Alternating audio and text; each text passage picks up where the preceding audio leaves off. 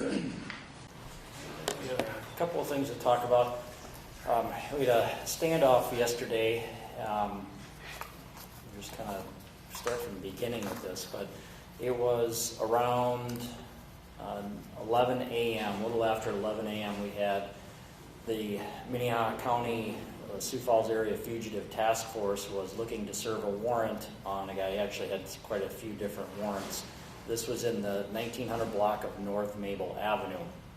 Once they were inside the apartment, the suspect was inside there and he made comments about harming law enforcement, about shooting them.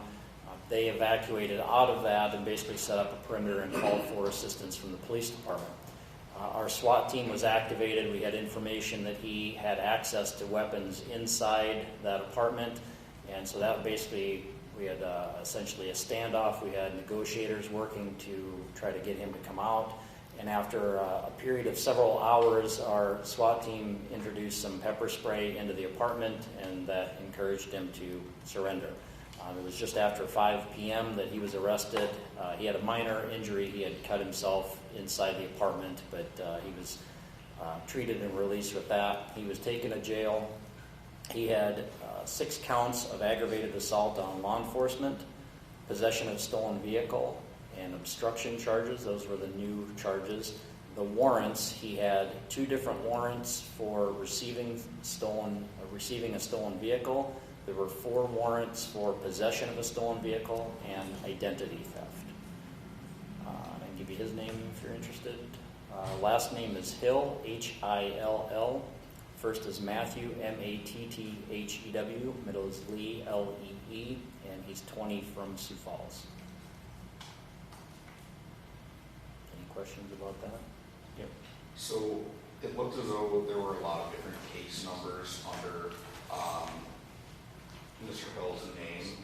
Are these all separate incidents, separate cases when we're talking about stolen vehicles?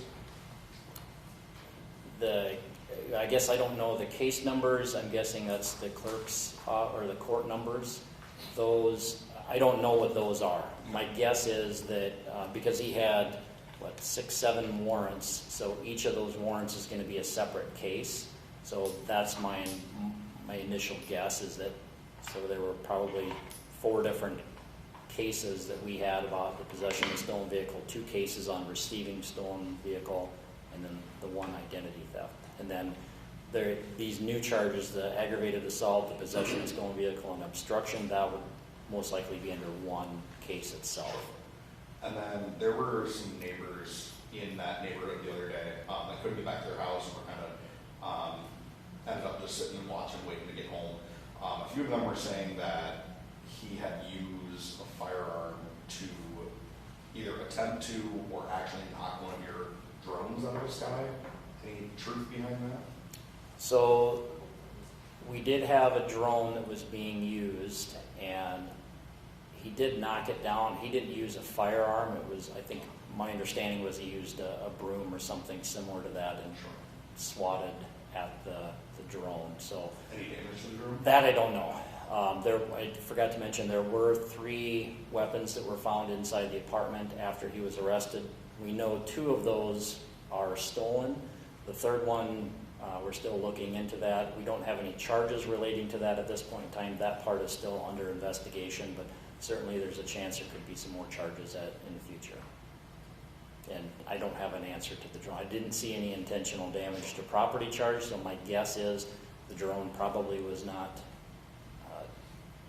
terribly hurt, injured. I hate to focus too much on the drones here, but I noticed that they were bringing it back for like a recharge. Do you have any idea how long the battery life is on something like that? I don't. I think we commonly refer to it as drones. The people that operate it would refer to it as an aircraft, but they've got quite a few different batteries. There's a few different aircraft that are different sizes for different purposes, and I think there's multiple batteries for those. So a lot of the time they would bring back that aircraft, change out the battery, and then be put back in operation. And having multiple batteries allows them to charge other ones while different ones are being in use.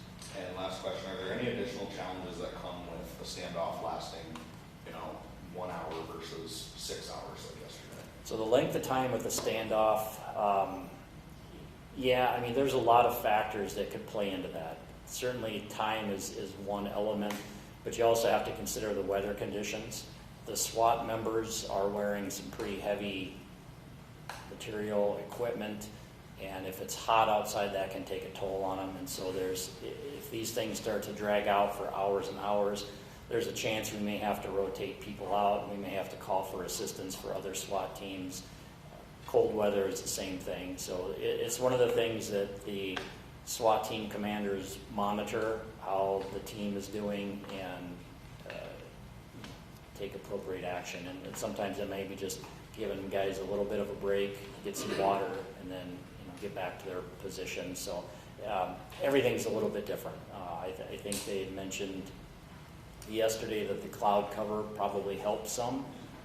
If it had been a direct sun with the heat, it may have changed things. It may have been a little bit different, but you just got to go with what you have. And we've been in these positions before and know how to handle it. But each situation can be a little different.